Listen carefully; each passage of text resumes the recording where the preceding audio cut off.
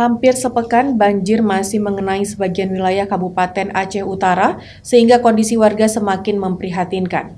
Kini banyak korban banjir mulai terjangkit penyakit kulit dan ISPA.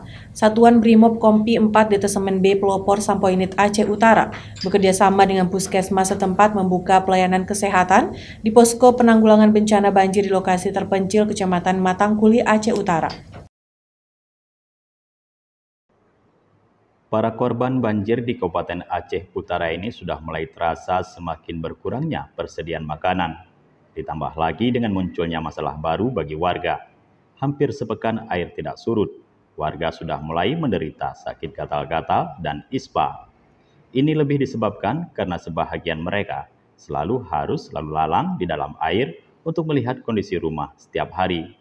Kondisi tersebut mengundang rasa prihatin Aibtu Saifullah, Komandan Kompi 4 Detesemen B Pelopor Sampoinit Aceh Utara.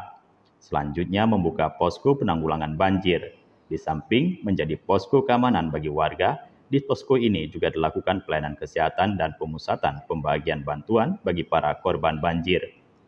Menurut Aibtu Saifullah, gagasan ini membuka posko di lokasi terpencil lebih disebabkan melihat kondisi para korban banjir di kawasan tersebut selama ini, warganya sangat sulit mendapatkan bantuan dan pelayanan kesehatan dari pemerintah. Jadi kami dari Kesehatan Brimob berdampingan dengan Puskesmas Pira. Jadi sama-sama saling membantu, saling membahu terhadap warga yang terdampak banjir. Karena rata-rata penyakit yang diderita warga itu adalah gatal-gatal dan demam akibat terlalu lama dan terlalu seringnya berendam di dalam air. Mohon juga kiranya dari Dinas Kesehatan sama-sama kita drop dan membantu masyarakat yang belum tersentuh dengan bantuan obat-obatan. Terlihat pelayanan kesehatan banyak dikunjungi oleh warga setempat. Pada umumnya mereka mengeluh penyakit gatal-gatal dan terganggunya saluran pernapasan. Selain itu, pihak medis juga menyediakan obat-obatan untuk penyakit ringan lainnya. Dari Aceh Utara, Tim Liputan Aceh TV melaporkan.